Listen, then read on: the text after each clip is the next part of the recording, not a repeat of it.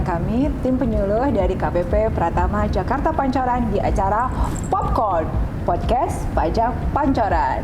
Tentu kawan-kawan pajak ingin tahu, kok namanya popcorn sih? Nah, aku jelasin ya. Popcorn adalah ini. Bukan. Popcorn adalah salah satu media edukasi perpajakan yang dilakukan oleh KPP Pratama Jakarta Pancoran yang dapat kawan-kawan pajak akses melalui channel YouTube KPP Pratama Jakarta Pancoran. Oke, di episode sebelumnya Popcorn sudah membahas tentang program pengungkapan sukarela secara umum. Nah, di episode 2 kali ini kita akan terusin ini pembahasan tentang program pengungkapan sukarela itu. Nah, di sini saya kedatangan teman saya sesama tim penyuluh dari KPP Pratama Jakarta Pancoran yang nanti akan memberikan info-info tentang PPS buat kawan-kawan pajak semua. Yuk kita kenalan yuk. Halo Mas Alexander Diki Antonio. Halo Mbak Lulu. Halo kawan pajak. Perkenalkan, nama saya Alexander Diki. Saya salah satu tim penyuluh KPP Pratama Jakarta Pancoran.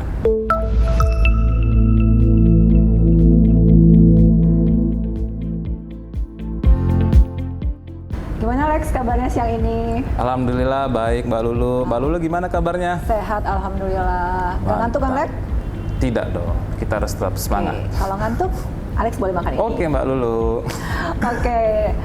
Jadi kan kalau kawan-kawan pajak ikutin Popcorn episode 1, di situ kan banyak dijelaskan tuh tentang PPS secara umum. Kayaknya kalau kali ini kita bahas untuk kebijakan satu aja ya Lex di episode 2 ini. Iya. Oke.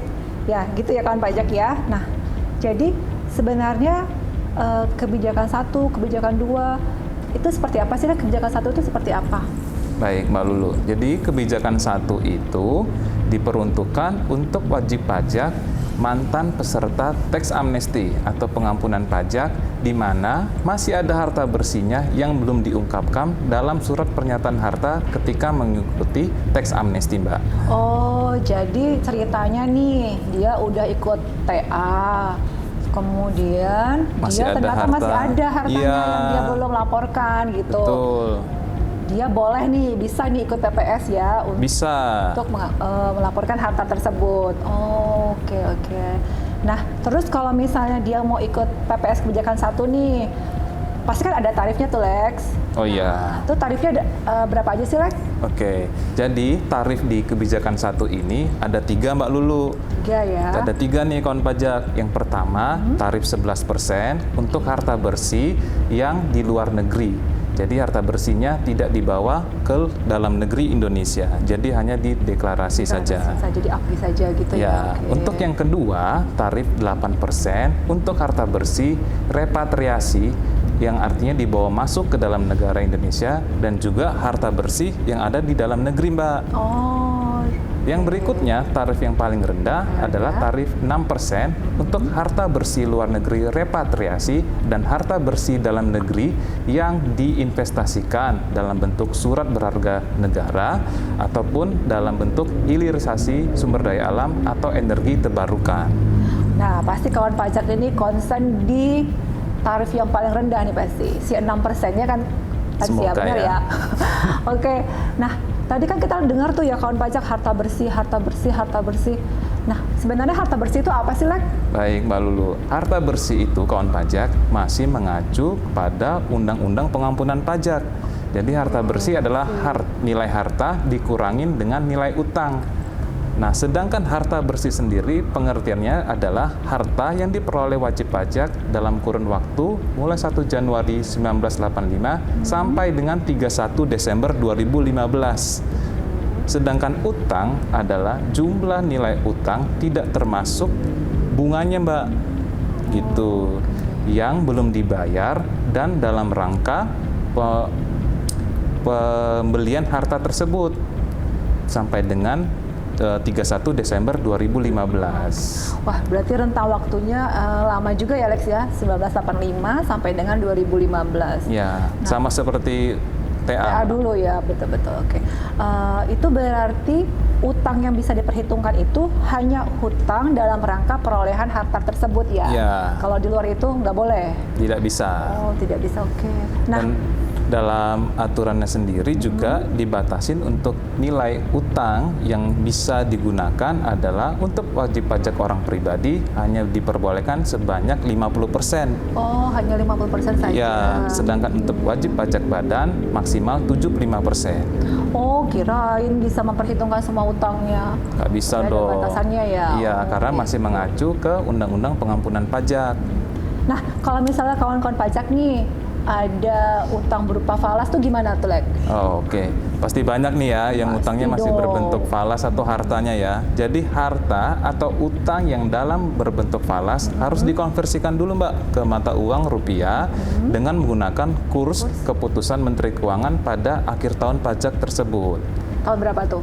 Tahun 2015. Oh, 2015. Ya, jadi nanti Oke. dicek dulu kurs $1, misalnya pakai dolar nih, berapa rupiah pada saat tanggal 31 Desember tersebut.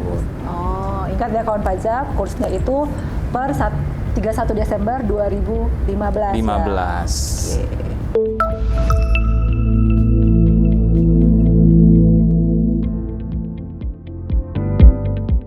Oke, jadi kawan-kawan pajak kan udah tahu nih tadi tentang apa itu kebijakan satu, kemudian tarif-tarifnya, kemudian apa itu harta bersih. Nah, sekarang ada nggak sih Lek nilai pedoman untuk menentukan harta itu?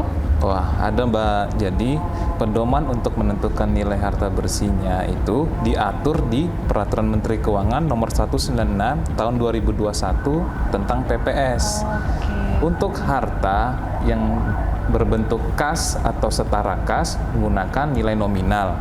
Untuk harta berupa tanah dan atau bangunan menggunakan nilai jual objek pajak. Untuk harta berupa kendaraan bermotor menggunakan nilai jual kendaraan bermotor atau yang biasa disingkat NJKB. Oh, NJOP itu berarti yang biasanya ada di SPPT PBB itu ya, Alex? Ya, nilai Oh, jual oke. objek pajak yang ada di SPPT PBB. Nah. Untuk harta berikutnya yang berupa emas atau perak, itu menggunakan nilai yang dipublikasikan oleh PT Aneka Tambang. Untuk harta yang berupa saham nih Mbak, pasti kan banyak juga nih harta-harta berupa saham yang diperjualbelikan sahamnya di Bursa Efek Indonesia, itu menggunakan nilai harta yang dipublikasikan oleh PT Bursa Efek Indonesia. Sedangkan untuk harta yang berupa surat berharga negara ataupun efek bersifat utang dan atau sukuk pada perusahaan menggunakan nilai yang dipublikasikan oleh PT Penilai Harga Efek Indonesia. Wah. Berdasarkan atas harta-harta yang tadi itu berdasarkan keadaan dari tahun pajak terakhirnya 31 Desember 2015 ataupun tahun buku yang digunakan. Oke, berarti lengkap ya semuanya yang ada pedomannya. Iya. Gak bisa suka-suka kita aja Nggak gitu bisa ya, Alex Mbak, ya. sudah diatur. Semuanya sudah diatur. Nah, kalau misalnya ada harta tapi yang tidak ada nilai pedomannya gimana? Berarti gak usah ikut PPS aja, Lex? Jangan dong, tetap bisa ikut. Nah, terus gimana? Jadi kawan pajak yang nilai hartanya tidak ada dalam pedoman tersebut bisa meminta bantuan kantor jasa penilai publik. Nanti berdasarkan penilaian oleh kantor jasa penilai publik tersebut, nilai itu bisa dicantumkan dalam surat SPPH-nya. Oh, berarti kalau tidak ada nilai pedomannya nanti dibantu dinilai oleh kantor jasa penilai publik gitu Iya. ya, Lex ya. Oke. Baik. Nah, kemudian kalau kita mau ikut PPS nih, terus gimana cara menghitung PPh finalnya, Lex? Tinggal dikalikan tarif aja Mbak, harta tarif bersih. yang tadi ya, yang ada Iya. 3 tadi. Oke. Tarif dikalikan harta bersih. Nanti disesuaikan dengan kemauan dari wajib pajak yang akan ikut PPS. Jadi repatriasi misalnya kan. nih mau ikut yang tarif 6%, otomatis harus diinvestasikan kan harta wajib tersebut. gitu ya, Alex, ya? Iya, Wajib. wajib. Untuk harta dalam negeri wajib diinvestasikan dalam bentuk surat berharga negara ataupun yang dalam hilirisasi sumber daya alam atau energi terbarukan maksimal di tanggal 30 September 2023. Untuk harta yang dari luar negeri nih Mbak, yang direpatriasi yang diinvestasikan itu maksimal diinvestasikan ke dalam negara Indonesia melalui bank maksimal tanggal 30 September 2022. Gitu, dibawa masuk maksimal tanggal 30 September 2022 dan diinvestasikan dalam bentuk 2 tadi itu paling lambat 30 September 2023.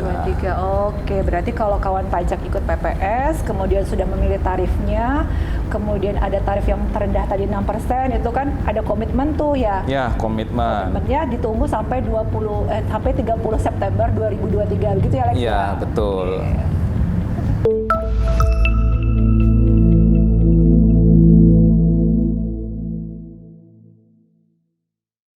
Nah, untuk yang tarif 8%, Mbak, atas harta bersih dalam negeri itu tidak diinvestasikan. Dan untuk harta bersih luar negeri itu hanya direpatriasi dan tidak diinvestasikan. Nah, untuk yang tarif paling tinggi 11% atas harta bersih luar negeri tidak direpatriasi dan diatur juga tidak boleh dialihkan ke dalam negara Indonesia. Jadi untuk jangka waktu investasinya juga diatur, Mbak. Yang tadi ikut ada komitmen investasi, dia ada namanya holding period selama 5 tahun sejak diterbitkannya surat keterangan ikut PPS. Dan tidak boleh juga dialihkan. Gitu. Jadi selama 5 tahun itu setelah dia memilih tarif 6%, kemudian dia investasikan, itu ada holding periodnya 5 tahun. Iya, ada 5 tahun. Itu nggak bisa dipindah-pindahin itu ya? Tidak boleh dibawa ke luar negeri lagi gitu? Tidak boleh dibawa ke luar negeri dan boleh berpindah investasi. Oh boleh, untuk berpindah boleh, investasi boleh. diperbolehkan maksimal 2 kali dalam 2 tahun dan menangguhkan jangka waktu holding periodnya. Jadi misalnya di tahun ketiga dia perpindahan investasi, kan udah 3 tahun nih. Ya, betul. Nah, mau pindah yang investasi lain tadi, nanti ditambahin lagi tahunnya. Jadi mungkin sekitar jadinya 7 tahun. Oh gitu, itu maksudnya ya. Iya. Bukan holding period yang 5 tahun tadi ya. Iya. Seperti itu.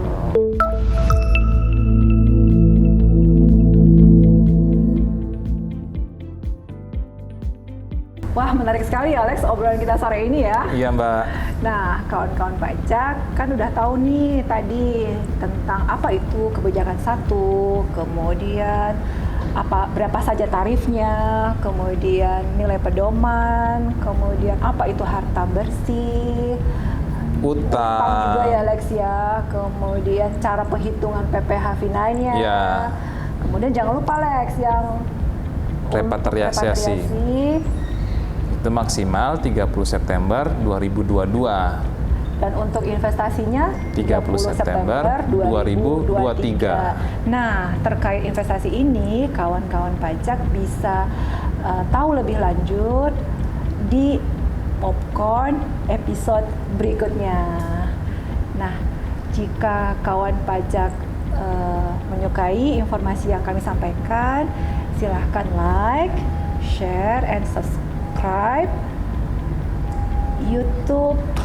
channel YouTube kami, KPP Pratama Jakarta Pancoran.